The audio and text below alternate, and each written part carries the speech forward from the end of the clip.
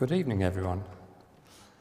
Last time I talked about the formation of the solar system, but today I'm going to talk about the formation of the galaxy.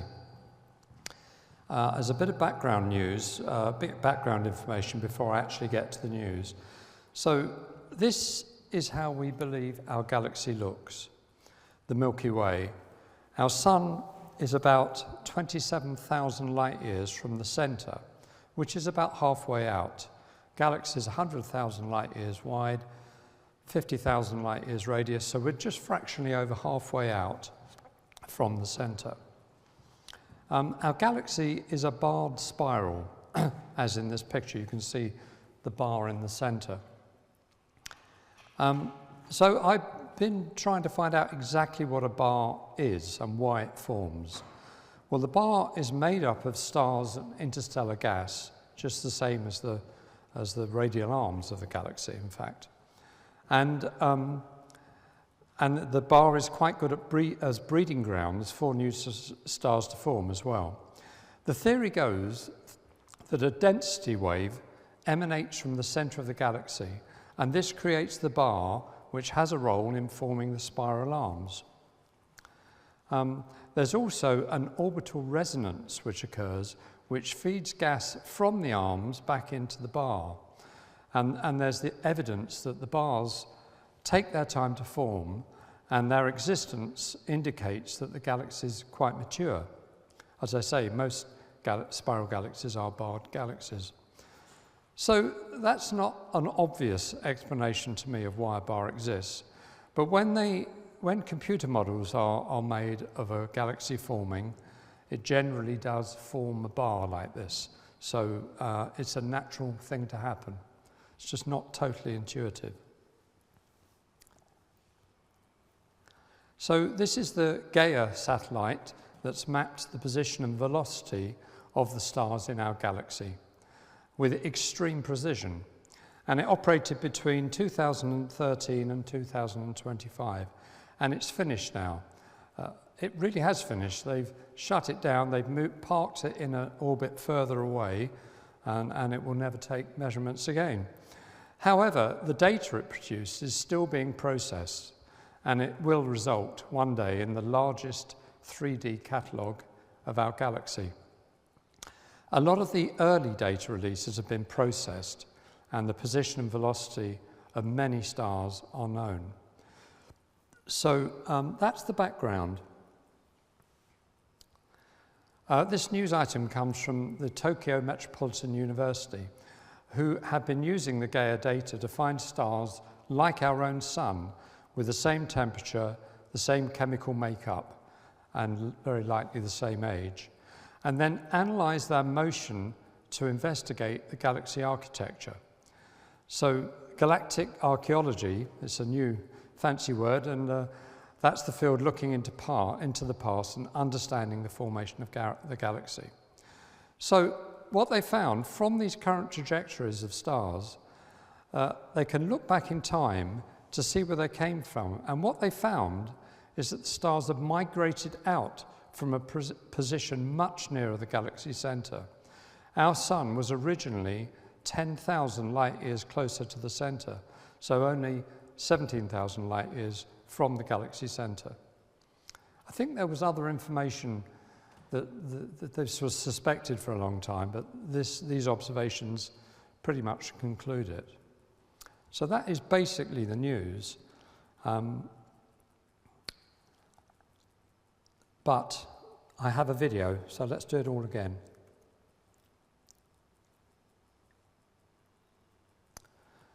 So you can see this is the early galaxy more than 10 billion years ago forming, and as it forms, slowly but slowly this bar forms.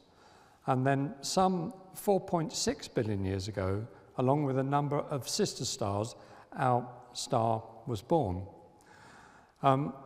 This progressed outwards at our current position, some 27,000 light years away from the center. So that's just an animation representing the news in total. So this is a new find, and it begs many further questions. Do all stars in the galaxy migrate out like this? Does the bar throw out the galaxy arms? Do all galaxies behave in the same way? Well, I'm sorry to tell you, we don't know the answer to any of those, but they're all valid questions, and I'm sure they will come to light. It'll be a news item for another time.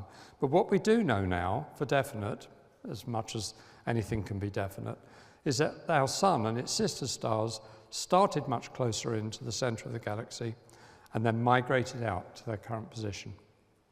And that's the news. Thanks very much, Len. Brilliant. Good evening, everyone. I'm Antonio Filippi. I am an astrophotographer, as you guessed by now. And today we talk about practical introduction to astrophotography. I will be freewheeling a little bit because some of you may have seen part of this presentation a few years ago, so I didn't want to completely repeat, and also there's a few updates. There's also a practical component to a few things tonight. There's 3 different astrophotography sets here. 2 of them belonging to Ben, who's one of our members, one of the most active and capable. You know, feel free later to have a look and ask Ben about these gears and how they work. I will give you a bit of an introduction today in the presentation. Plenty of material to go around. I hope I don't totally overrun my time, which I have no idea where we are now. So, okay, I have a timer now.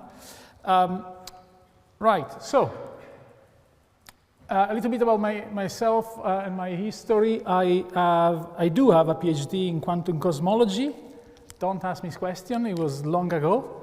But yes, my background is in physics and cosmology, although I was mostly interested in very, very, very peculiar mathematical properties of early universe gases that we'll never probably be able to test. But it was fun. Then I forgot about it for many, many years. And, you know, like a lot of people during COVID, I realized that I couldn't do much else other than look up from my little garden in central London. And I bought a telescope. And I haven't stopped since. And trust me, I have 7 in my house right now. My wife is happy overall, I would say, but asked me not to buy more this year. So I'll buy cameras instead. So, you know, it took me on a journey. I joined the society about at that time.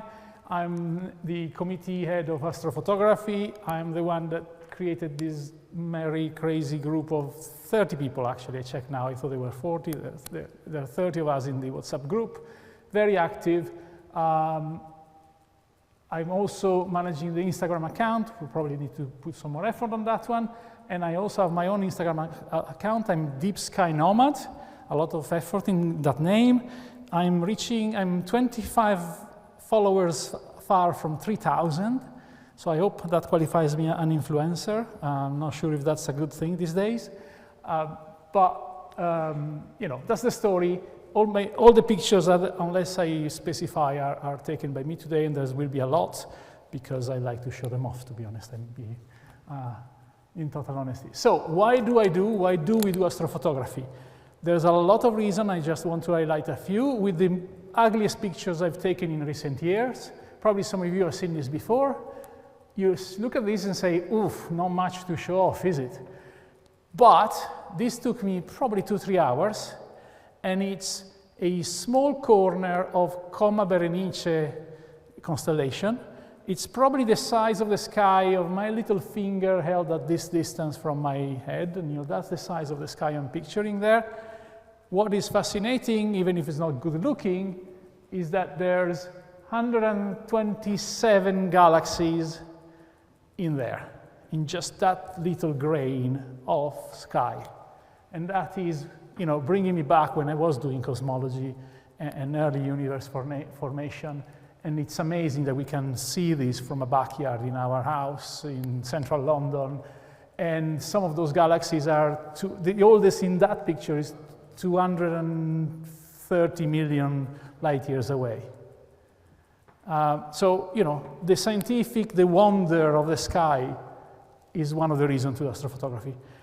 The other is that sometimes you get to make discoveries. This is a very ugly picture I took on a Friday night 2 years ago, I believe. And I wasn't lucky, or I wasn't clever enough, persistent to take the pictures the Saturday night. But I took the pictures a week later. And if you look here, there is a new something. And that's a supernova exploding in the galaxy, see. Another amateur photographer was there on that Saturday, 24 hours after me, was probably more attentive to these pictures, and is the guy that made the discovery. So it's still possible to make discoveries as amateur astrophotographers. I know personally people in London who have a nebula to their name, or a exoplanet or something. So fascinating.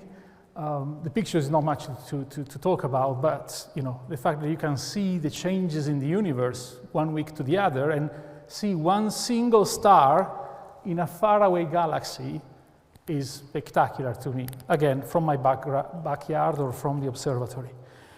Another reason to do astrophotography is that the gear is infinite. You can buy what you want, you can tinker with it to your heart's content. And if you are, you know, that way inclined, you can spend hours just dismantling and remounting your telescopes. And as I said, I have 7 of them. And then the main picture, you know, the main reason for me sometimes is that you can show off how good pictures you can take, and you can hang them on the wall at home and be proud of that. So whatever drives you, there's something in it, which is also probably make it more accessible now that light pollution is a problem. Astrophotography, to some degree, can you know, subsidize what we cannot do with visual these days. So about the other reason I'm doing it, which is I'm having fun with a lot of great people. I'm lucky enough that we created this group, and there's, you know, a great bunch of friends now that I count as friends. We go out, we spend the nights freezing and getting frustrated, and they have been hearing me swearing way too many times probably, but it's a good bunch of people. Join us, it's fun. Give me your phone number, we add you to the WhatsApp group if you're interested to coming along. Whatever experience, whatever equipment you have, even if you just want to come along for the ride and see what we do. Which brings me to tonight. 3 crazy of us, 4 or 5 probably, are going to the observatory. If anyone of you wants to come along for half an hour, or the night, you're welcome. It will be cold if you stay for the night, so I'm maybe not suggesting that if you're not prepared, but we are out on almost any clear night. Right, so again, we do astrophotography. We started collecting, thanks to generous donations, very good equipment. That equipment there we can lend out, we can help people learn how to use it. And this is the first picture we've taken with that. Sean did that. You know, I think you would agree that is, you know, for a first try with a new telescope, that's a wonder that we can achieve this kind of quality nowadays. And it's a very pretty picture. Probably, I have to say, the projector is a bit overblown, so don't trust totally the quality of the pictures. But it's you know, what we can do with our equipment that belongs to the society. So a few things, you know, just credentials for why I'm telling you about astrophotography. These are my pictures. Again, the projector is a bit weird, so I never noticed some of the noise in there. But Horsehead's Nebula, taken with a color camera.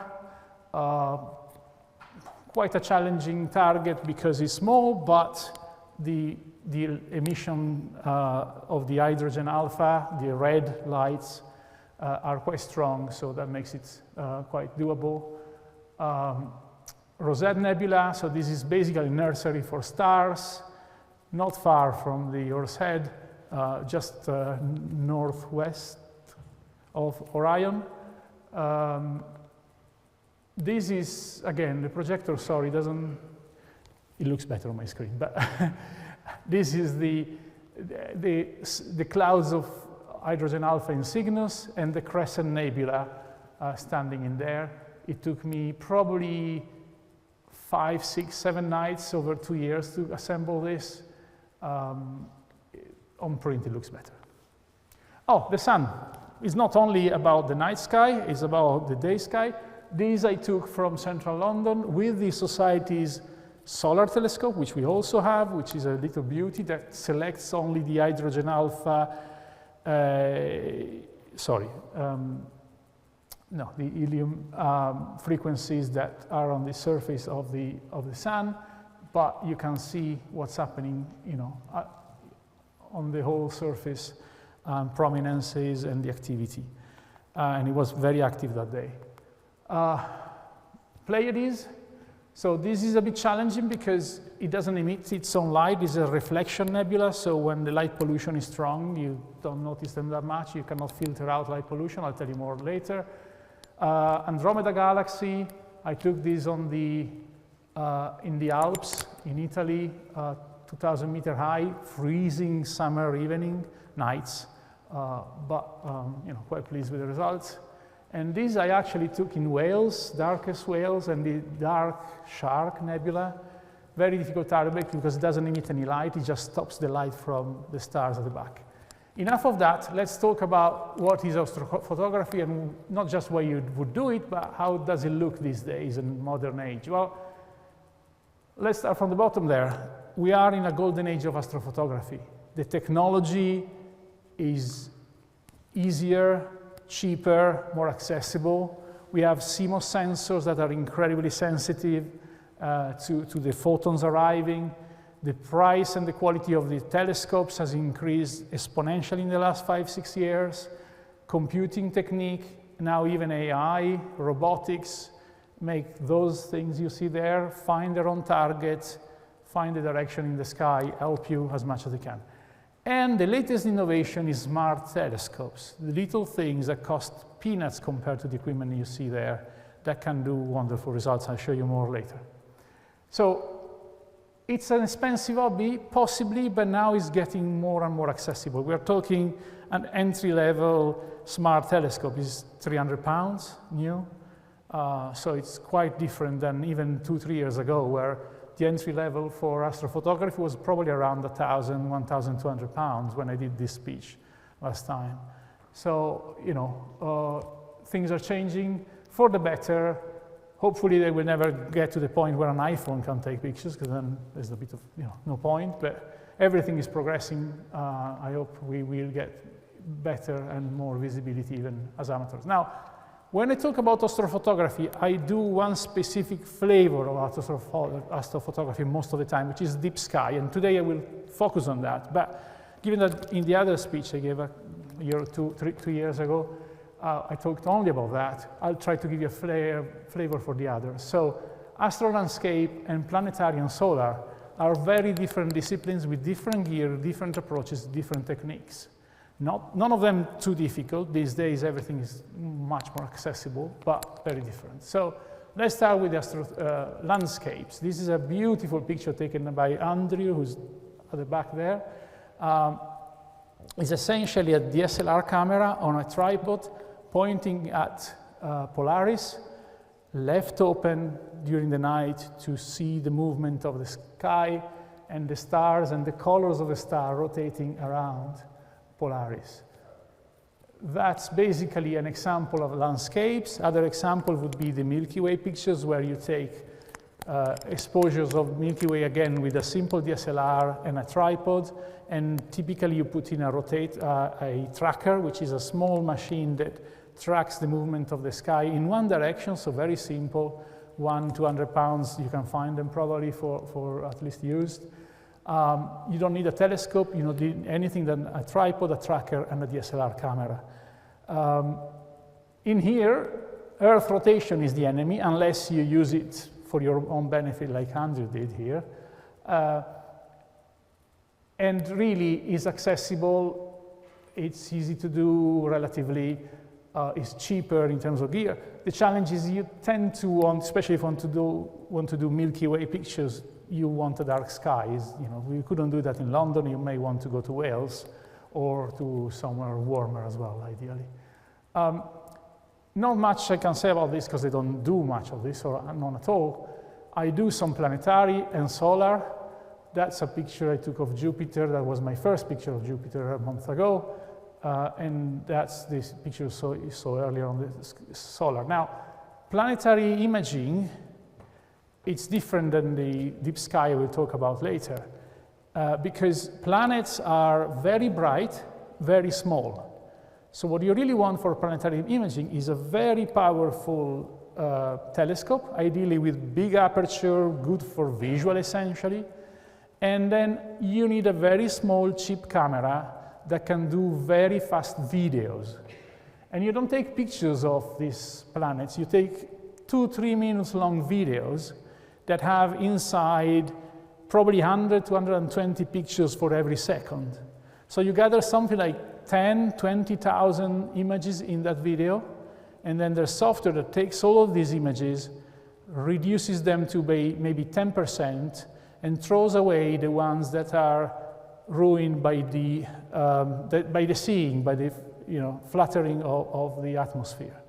So planetary imaging is essentially relatively affordable because you need a small planetary camera that costs £200–300 pounds and a telescope. Typically a big Dobsonian would do because you don't need to track things for long, only a couple of minutes. Or any telescope like the big one at the back here who has long focal length, ideally, so you can magnify the object. You can do it from central London even because light pollution is not a major problem. The planets are very bright. So if you want to get started and you already have a telescope, I would say this is the cheapest way you can get into astrophotography. And some people just stick with that and get obsessed about the details of the great red spot on Jupiter or the rings of Saturn, and some amazing pictures can be taken that way. Solar is a little bit the opposite because solar requires specialist equipment, and the small solar telescope we have is about £1,500. It's quite a different commitment, the solar. So I probably don't advise it unless you really, really care about the sun, because that's all you can do with a telescope.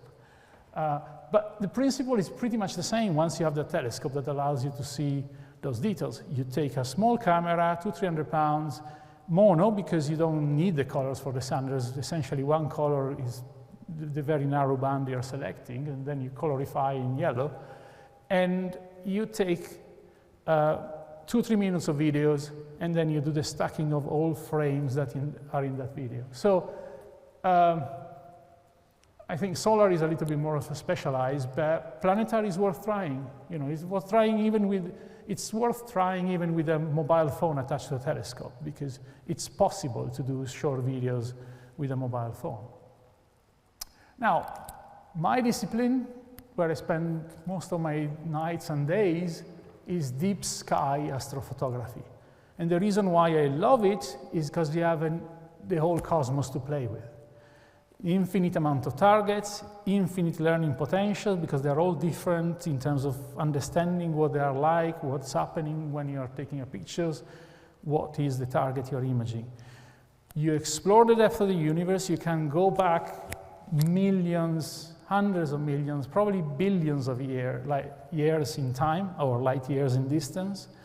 You travel back in time, there's lots of science. It can be very creative because you have a judgment on how you reproduce that in the end. The challenge is that it's a bit more expensive, materials is a bit more difficult, but I put a lot of, sorry, I need to find the, anyway, I put a but at the back there because, as I said, things are getting much cheaper even in that discipline. So the other reason to talk about astrophotography, and I don't want to go into the detail today, but it's that very simple astrophotography is nowadays a proxy for visual. In a situation where light pollution, satellites, bad weather don't help our observations, you can do what is called electronic assisting astronomy, which means use the camera to show you the colors your eyes will never see. It means cut through the light pollution like your eyes will never be able to do. It means gathering data and compressing that in real time and see in one night 20, 30, 50 targets for 2-3 minutes and hop on to one, to the other, and to the other. So it's not necessarily just the endeavor of someone like me who spends 3, 4, 5 nights on one picture. It can be used for observation, for outreach, for showing people what normal eyes can never see, even with the biggest of the Dobsonians. Right, so what are the challenges? It gets a little bit technical. The challenges are to do with noise and the fact that what we are trying to picture in deep sky astrophotography is very faint. When I say faint, I'm talking you get random photons arriving, individual photons. You could probably count them on certain targets with the equipment you have. And so you're really trying to see something that is not visible to the naked eye very often, is not even visible with the bigger telescopes very often. Which means also, surprising, there's still a lot of things we haven't seen and we haven't found. Some guys in last year, 2 years ago, decided that it was a good idea to take oxygen tree filters, which we use day to day on astrophotography for nebulas, and start taking pictures, for example, of Andromeda galaxy, which you expect to be something that emits white light, not specific. And they found spectacular arches of oxygen tree in the proximity of the Andromeda galaxy, not in terms of cosmic proximity, but in terms of visual relative position from our light. So, you can still find objects in the sky that nobody has ever seen. The other challenge is Earth rotation. Like, you need to track the target, and they move a lot, and they move very fast if you're zoomed in on small targets. And light pollution is another challenge. And then, in general, optical quality and the field of what you're seeing. So, the real enemy in deep sky astrophotography, so we get a little bit into how we do things, is noise. So what is noise? Noise is essentially a measure of the fact that the objects we're trying to picture are so faint that we don't get the image of the galaxy or the nebula in one go. We get individual photons, very few of them, landing on our sensor over hours. And if you have a parking space, a parking lot with tarmac, and it starts raining, and a few droplets come in, that's essentially noise. It's everywhere where the rain hasn't fallen, everywhere where the photons haven't arrived. So your pictures will be pochmarks, basically, by the fact that you're not collecting the whole light because we are really getting very, very faint noise, and is a quantistic character. We know that light comes in quantums, in photons, is not a continuum, and actually our camera show it. They showed that they are missing some bits of the information. So when we talk about noise, especially what is called shot noise, which is the main noise for deep sky astrophotography, is a measure of the fact that light is quantistic. That's quite an interesting way to look at it. You're doing an experiment on the nature of light when you're taking pictures in deep sky astrophotography. So the problem is, in reality, I say noise is the enemy. It's really the signal to noise that matters, right? Is how much of the signal arriving from that galaxy you receive compared to the noise that comes from light pollution, or from missing bits of photons, or from the electrical noise in the camera. Because the camera, even if it's special equipment, very often the camera itself inserts noise in the picture, because the signal you're getting from that target is so faint that you have to avoid that noise. And so what do we do? For example, we freeze the camera to -20. Most of these cameras, the ones you see here, these two, have a built-in cooler that will freeze them to minus 20 degrees. So the sensor is so cold that the thermal movements of the atoms inside that sensor doesn't interfere with the very faint photons arriving from the target. It's that deep, it's that complicated, but thanks God it's made easy by the technology. So we play with cooling, we play with gain settings, because different gains have different levels of electrical noise in the machine. We play with calibration pictures, dithering, other techniques that are essentially trying to increase the signal compared to the noise. But reality is that the only way to really increase the signal compared to the noise is spend a lot of time on it. I think it goes with the square root. So, you know, you basically quadruple the time, you half the noise. And so you really need to spend hours and hours. And how we do that is by taking individual pictures of 1, 3, 5 minutes for the whole night, and then with the software, stacking them together, putting them as if they were a continuous picture.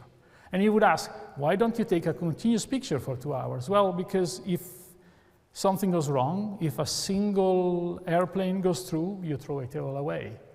If your mount doesn't track the sky perfectly, you start seeing trails. And so typically, depending on the quality of your mount, you can go 1, 2, 3 minutes, 5, 10 minutes, 20 minutes exposure, otherwise you start seeing trails. How do you improve on that? You put a second scope, which you see at the top of that one there, with a small camera that points on one star and corrects the mount every half a second, every 2 seconds. So you have a feedback system. The mount is rotating with the sky. The guide camera is telling it if it's going wrong every 2 or 3 seconds. All of this was very difficult even 4 or 5 years ago when I started. Now, all managed by the internal computer you have on top of it.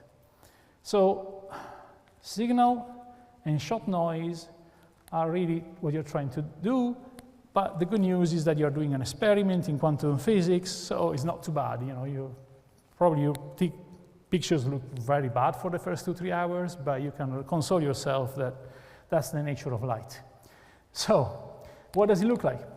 This is a single exposure of 3 minutes of a part of a nebula, made even worse probably on that screen because I can see some of it here but not there.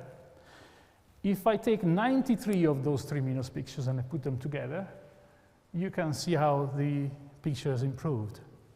I literally plug the holes by collecting more photons, and I have literally removed the other noises around by increasing the collection of photons from that target as opposed to, say, light pollution and the likes. So longer exposures, more stacking to average out. Really, time is your bossy friend. There's no solution. You can probably get a bigger telescope, that helps. A faster telescope, that helps. A more sensitive camera, that helps.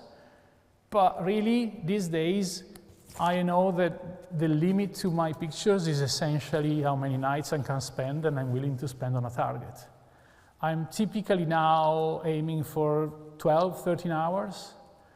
And with English weather and the changing of the season and the rotates of the night sky, that takes sometimes 2 months, and then the target is out and I need to wait for next year.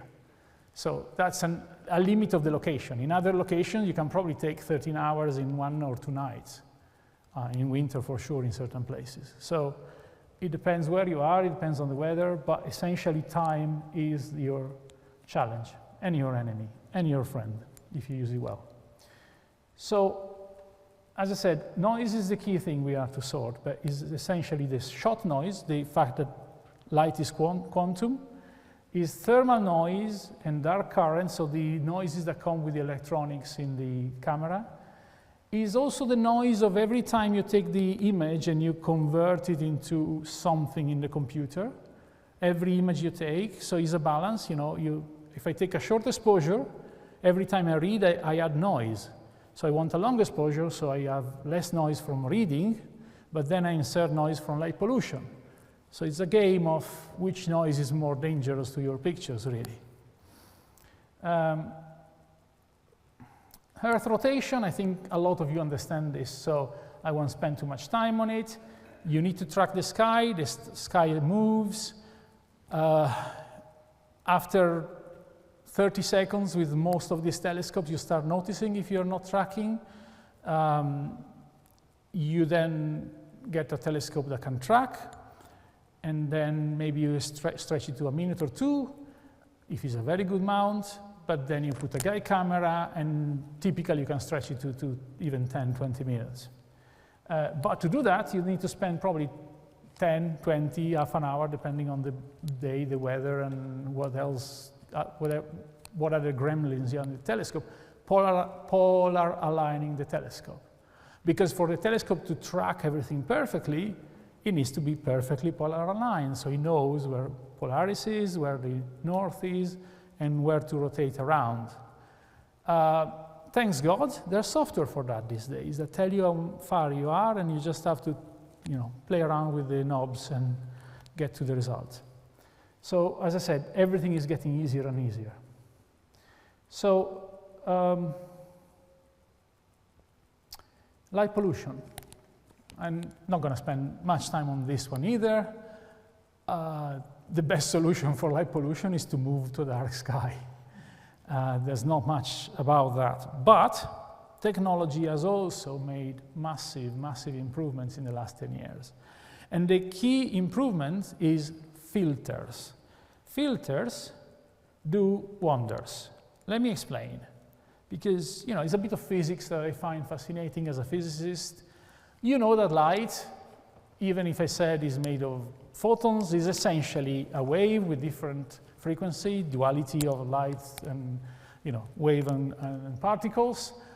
And there's a spectrum of visible light that goes from around 300 to 750, 800. That is, if you get light in all of those frequencies, you essentially see white light. And a galaxy will typically emit on a white light spectrum, so it hits you with photons on all of those positions. If you instead move to a planetary nebula or a nebula as the ones I was showing you earlier, hydrogen nebula or oxygen or mixture of the two, very often the vast majority of the light comes from the excited states inside the hydrogen atoms and the oxygen atoms that are in the gas in that nebula. And they emit light in a very, very narrow, specific frequency. And so, the clever people that produce equipment for astrophotographer created filters that only let through that light. What it means in practice is that I know that that frequency there, probably 2 nanometers wide band, less in practice, but well, in practice it's probably 2 nanometers, in theory is much less, is the hydrogen alpha emission. And that 500 there in the green-blue is the oxygen. And so I know that some of the nebula emits 95% of the light in oxygen and hydrogen because that's what they're made of. And so what I do, I put a filter in front of my camera that lets those two things only through. I still get 95% of the target and the light that comes from that target. I cut out London, I cut out the light pollution, I cut out even the stars to a degree. And I can see the target much better. And this is doing wonders. We now have 2 or 3 nanometers wide filters that really only let you see that emission target. And that allows you to basically image from central London or our observatory. They allow you to image like we will be doing tonight with a moon that is like, what, 50, 60% illuminated. But what it does not let you do is take pictures of galaxies that way. Because galaxies are wide light spectrum, they're broad spectrum targets, and so you cannot just take those two because essentially you're throwing away 95% of the galaxy. So certain targets benefit from this technique. Others, you have to go to the dark sky or spend hours and hours to accumulate signal over noise. So this is an example. This is the Veil Nebula, very old pictures of mine. You see very clearly here the oxygen being green, the hydrogen being red. If I took the same picture without filter, it would probably look the same, except that there will be way more stars, so you will see the target much less, and it will be way more noisy because I'm getting all the light pollution of London. Now, part of the hobby is out there freezing in the cold if you're in England, enjoying the sun, not the sunshine, but the heat from the ground, from the day if you're in Italy in the summer, but it's still, being out there at night. Part of the hobby is to develop the pictures because, let me skip through here a little bit. This is what it looks like to have 7 hours of pictures taken when they come out from the machine after you put them all together. There is nothing visible. And the reason there's nothing visible is because the information is all hidden here in this very, very narrow band for the computer. The computer may have, 60 million steps of color or the brightness, 64 million, whatever, depends on the computer, but the information is there. It's dark, it's very faint again. So we spend hours and computing time and nights when it's raining and it's cloudy outside to get this. What I've done is I simply stretched this code. I stretched the information.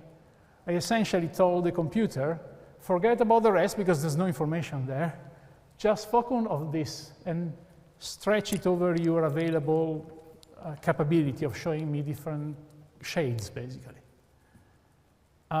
It's as simple as that, but it requires skills, and with those skills you can transform a small telescope that costs £300 in something wondrous. So, to recap, noise, longer exposures, the longer the better, stacking, putting them together.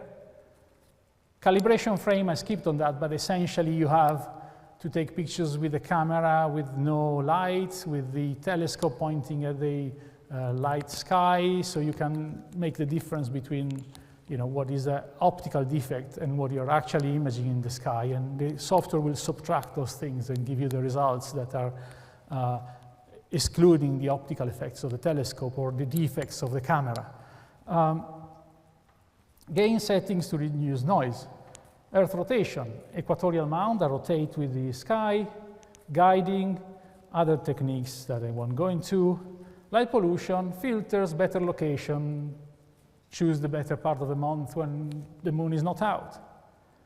And then there's nothing that beats having better gear, of course, for image quality. Better processing, though, is something you can learn over time. Now there's also some AI, and the community is always divided about who's using AI the right way to extract the information who's there and who's sort of skirting with creating things that are not there. And so far, I think overall people have found a balance. But ultimately, we have to remember it's an hobby, and everybody will make their choices. So the minimal system you need even for some deep sky, big target, nebulas and galaxies like the Andromeda Galaxy, but also for Milky Way panoramic pictures, is a tripod, a tracker that rotates, and a camera. The problem with DSLR cameras is that they have a filter that filters out the red. They are more sensitive to other colors, and because a lot of the nebulas are red, they are not your ideal equipment. But that's all you need to start. And if you have something like that at home, or you want to buy a new tracker, I would suggest to do it because you can get a lot out of that. And I can point you to very good videos on YouTube on how to do that. If you want to go a step up, this is my hyper-portable gear from a couple of years ago. You essentially have a mount that not only can track the sky, but can find the targets for you, and go in any direction, not just rotate around one with the sky. You have a computer connected somewhere that, in my case, I think is down here. And with that, you can tell the camera, take a picture of the sky, recognize where you are, and use that to find the target. It's called plate solving, and these little things nowadays, free software, by the way, allows you to point a camera at the sky and say, I want to find M33, and the mount, 300 pounds mount, 300 pounds camera, 300 pounds telescope, your own laptop will find you M33, check if they're on M33, take a picture, correct himself, and go back to the target until they found it in a minute or two, and then start taking pictures. Now, the interesting thing is that this 300 used to be 1,200 pounds to start. Now you can have a smart telescope that will do all of that in one package that costs 300-400 pounds, maybe 400-500 pounds. It's spectacular what's available nowadays, and I'll show you in a minute. So this is my bigger gear. That's quite the opposite. So just to give you a feel what's in it, cost a little bit more than 300 pounds, but don't tell my wife. The joke I made, I post things on Instagram. The most successful post is not my best pictures. I was proud of the pictures, but those get, a few hundred views, 1,000 views, 2,000 views.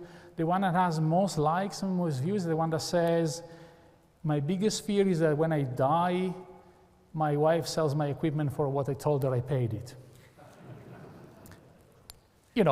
I am, in full honesty, I told her everything I bought, how much I paid. She just probably didn't keep track. But what is it? A telescope. You need that. Understood. A camera. Now, if you want to progress in deep sky, not in planetary, you want a more expensive camera that has the cooling system, as I explained earlier. A tripod to be stable, to be, avoid vibration. An equatorial mount to track the sky. You want a wedge to align with Polaris. The sturdier, the better. Actually, it's surprising how that important it is to maintain the whole thing stable and track through the night. Power supply, you need to go for 8-9 hours a night. A control unit, these things do wonder. This thing is called an AZR. It's a small sort of Raspberry Pi computer. The cheapest you can buy, I think, is 200 pounds, 250 pounds. You attach it to your camera and your telescopes, and it has all the built-in software to do all the things I told you about, and you control it with a mobile phone or a tablet. And then you can stay indoor, warm, and put the telescope out and let it go for the night. And that's how I like it, if I can. So a guide scope I explained earlier, with a guide camera, you can see it start getting expensive, right? It's not, there's always something more you can add.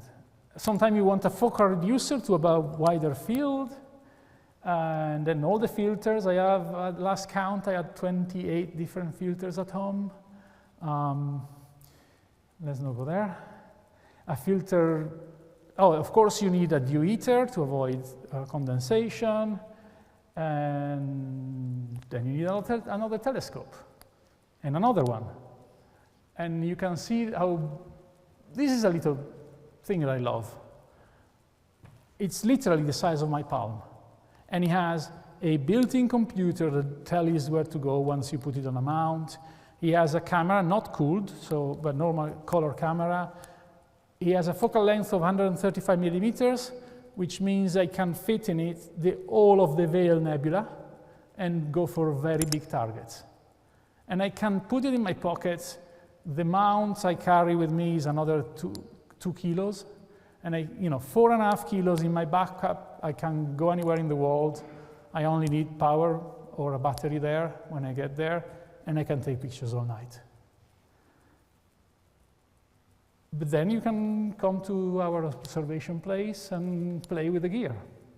Now, very briefly, I have no idea where I am with time, so I think I have a little bit.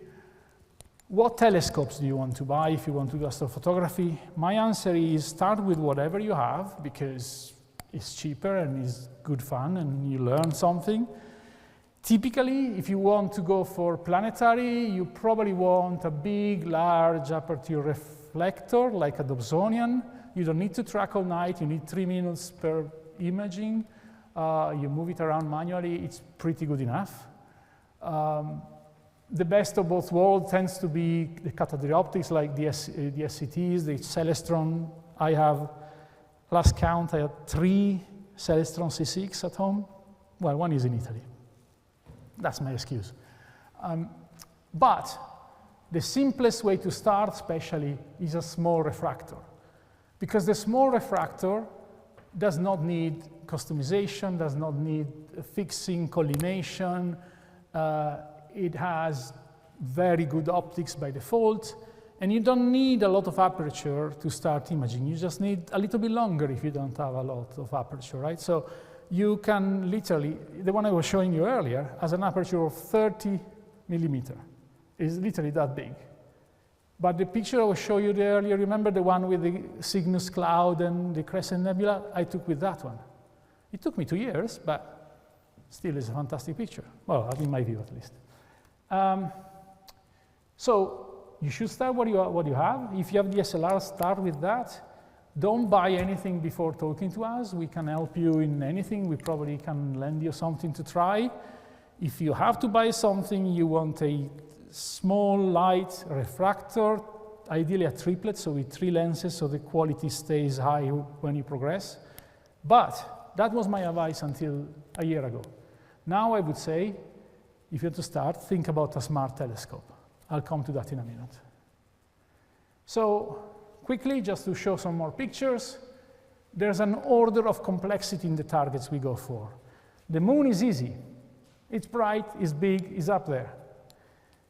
Open clusters, like the Pleiades, they are relatively big, easy to find, colorful, bright.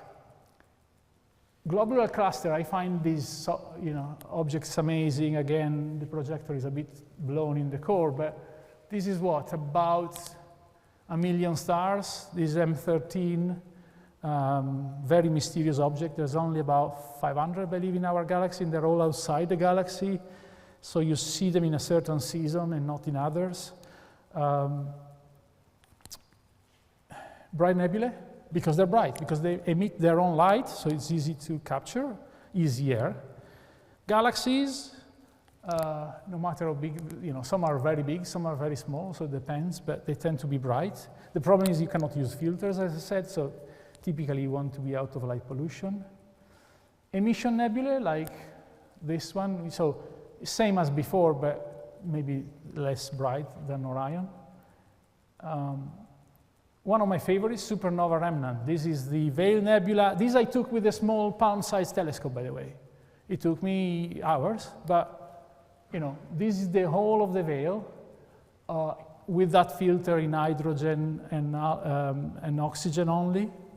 I think it's 6 times the size of the moon in terms of angular dimension, and this is what is left over from a supernova that blew up, I think, 12,000 years ago or something like that. And it's still expanding. And I have a friend, maybe someone of us, I don't remember, someone showed me, if you take the same picture 2 years in distance, you can see the movement. So not everything is still up there. Planetary nebula. This is the Crescent Nebula. It's essentially another kind of blow-up star.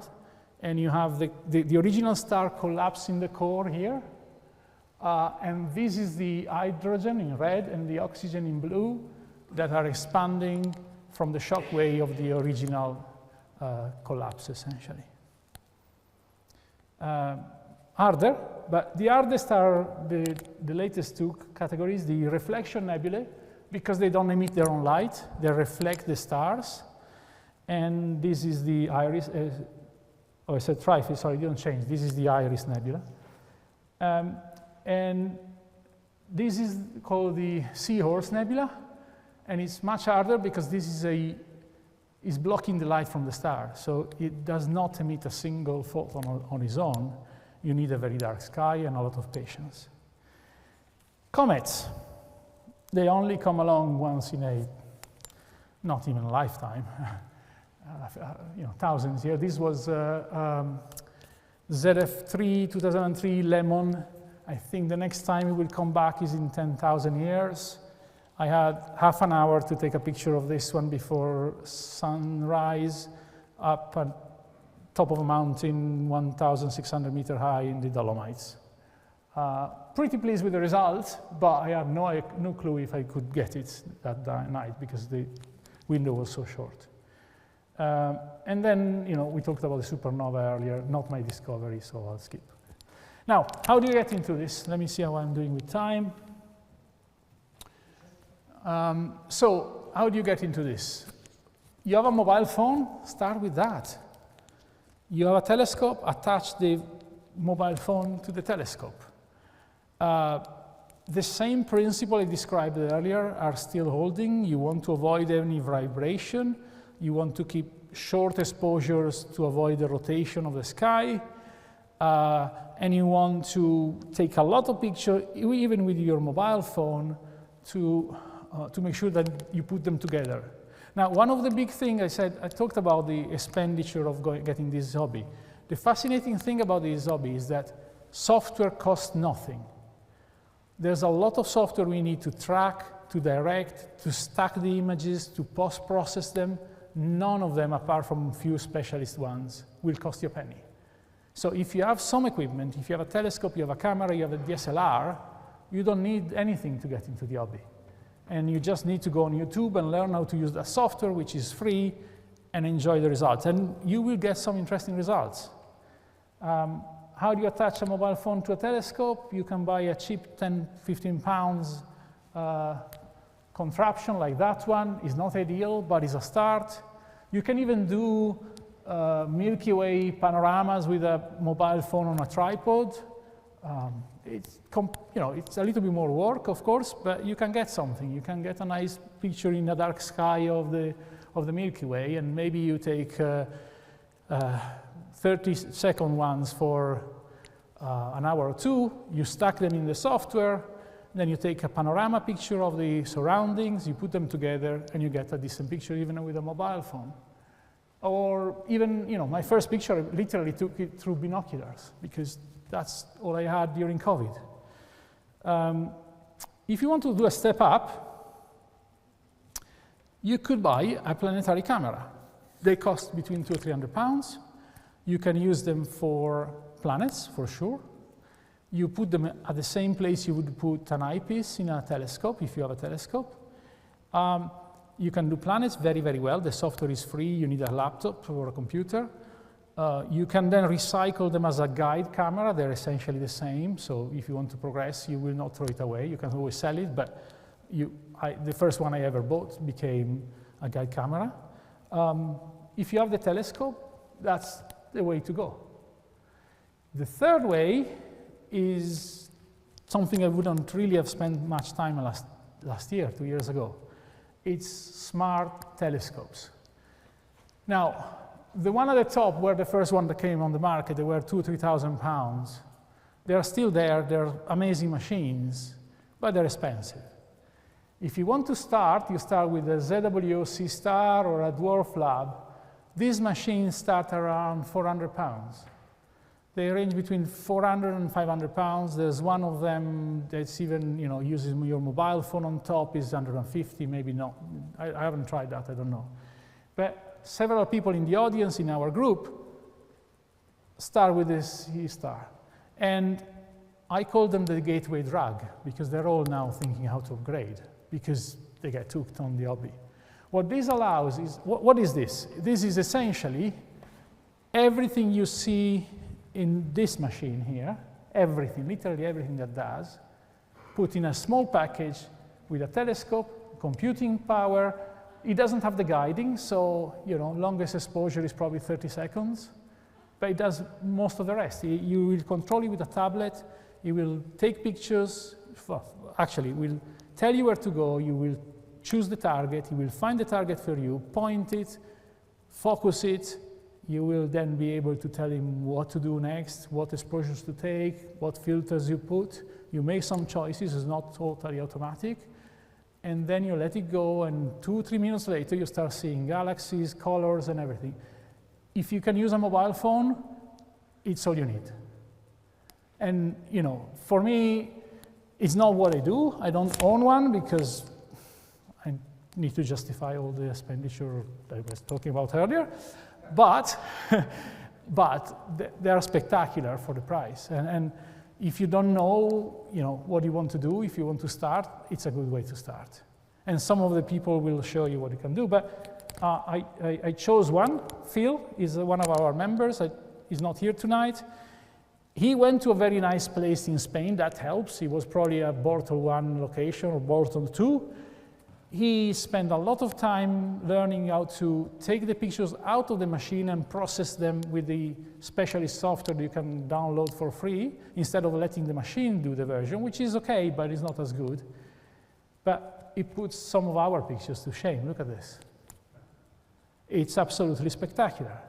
Maybe if you want to print it on a big scale, it may not hold because the resolution is a bit smaller, but there's a lot to be proud in a picture like this.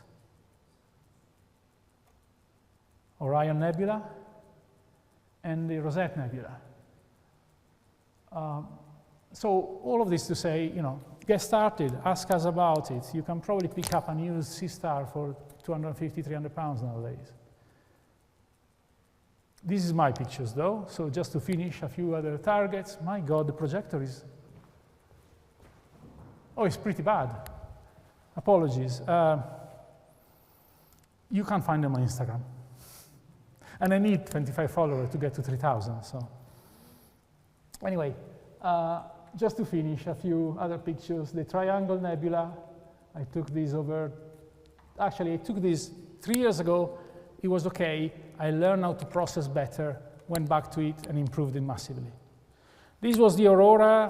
I just want to show you that you don't need a lot of equipment if you are in the right place at the right time. Some of you will recognize where this was taken. Right? Some of you maintain that and have a lot of problems keeping it working. Is the antenna with the camera at high top. I was out there with Sean that night, and it was spectacular. These were the colors we could see with our own eyes, actually, at some point in the night. And then you can do solar, if you get into solar system software, Leo triplet, both galaxies and cigar galaxy. Where do you buy? There's at least 4 fantastic shops in England online. I won't suggest any of them. I use them all. Again, go back to the conversation we had before. There's also a very good site for used equipment, but before you want to buy anything, just ask us. We couldn't think of anything better than help you spend your money. And a few of you know because I probably hooked a few of you into the hobby. If you want to learn, first of all, come with us. But a lot of the learning nowadays, all of my learning was on YouTube. There's some spectacular teachers out there, people that every single day post something. But if you go back in their catalog, they start from scratch. Where is it? Nebula Photo is not listed here, has some old videos that show you everything you can do with a DSLR camera. It's really worth pursuing YouTube as a learning tool. That's it. That's for me. Any questions? Probably talked too much and exhausted you to death.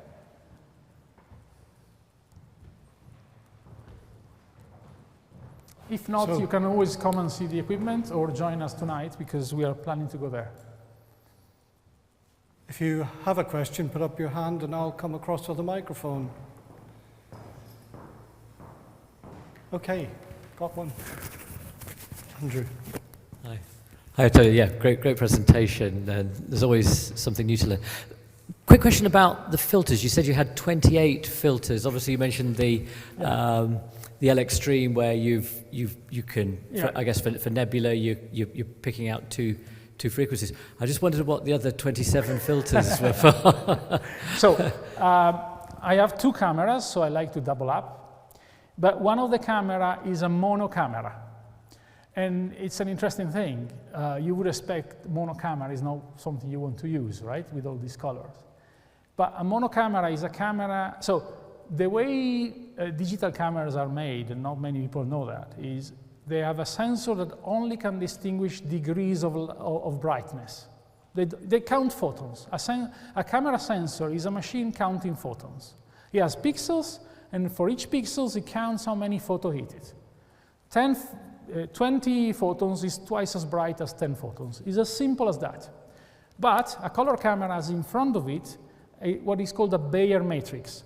It's a small checker filter that has 1 pixel red, 2 green, and 1 blue. And so you get the colors by filtering out what goes on the camera. And so 1 pixel will select only the blue light and measure how much blue light you have, 1 the red, and 2 the green. Problem is there's not a lot of green out there, because green is not something you find in the cosmos. You find red and blue and orangey, not much green. And so you're wasting 2 pixels out of 4 with a color camera. So I have a mono camera, which is a camera that doesn't have that grid in front, collects and counts photons. But then I need 7 different filters, 3 for each color. So red, blue, 1 for each color, red, blue, and green. And I take 1 hour of only red color, 1 of only blue, and 1 of only green. And then I put them together. And then I have a filter that takes all of them and does essentially black and white, because then I gather all the light faster. I'm 3 times faster collecting light. And then I have, same for that camera, I have a filter that does only hydrogen for the nebula, only oxygen for the nebula, and only sulfur for the nebula. So I can do the Hubble palette, which is a combination of colors that Hubble has made famous. So that camera needs 7 filters. Then I have 1 for nebulas, I have 1 for light pollution, I have another one for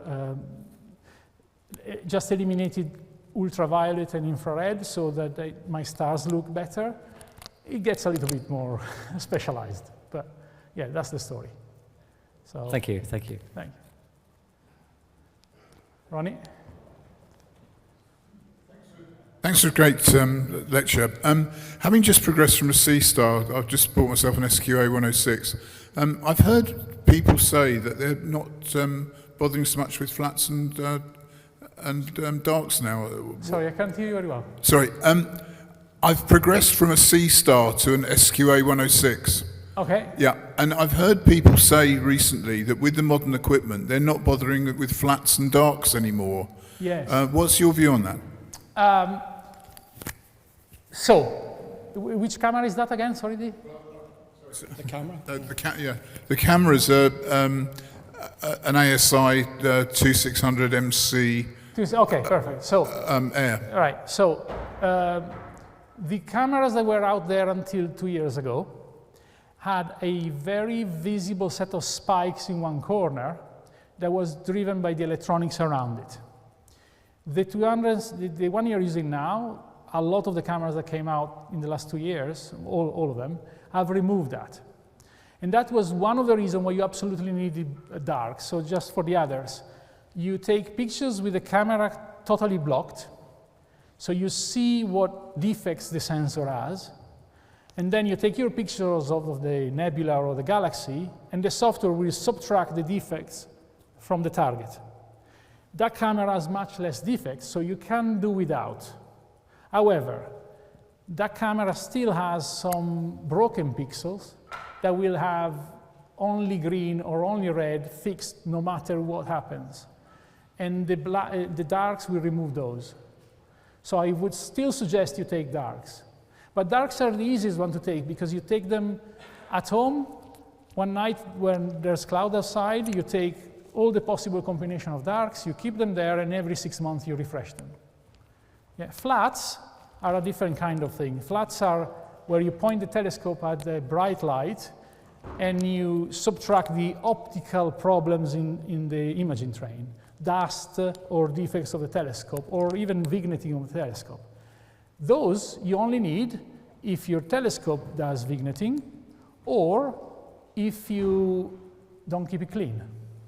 And I think we need to clean our own camera because there's quite a few dust spots. So if you keep your telescope, if you have a new camera, a telescope that doesn't do a lot of defects, and you keep them clean, you may get away without doing all of those things.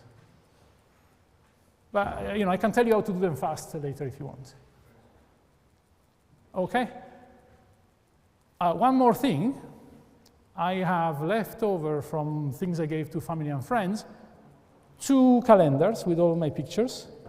So I will ask our friend Suzanne there, who has the list of the people tonight, to randomly select with your eyes closed who gets to bring home a calendar and then do what you want, chuck it, use it for padding, whatever. But I am pretty proud of this one because this last year was a good year, and every picture in there is shown in the month I took it.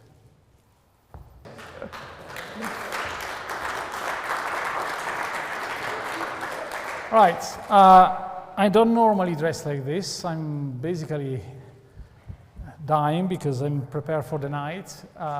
Anybody who wants to join us later is welcome, and if you want to have a look around the fantastic gear that Ben brought in, you're welcome. If there's no other questions, we stop here. Very good. Thank you very much, Anthony.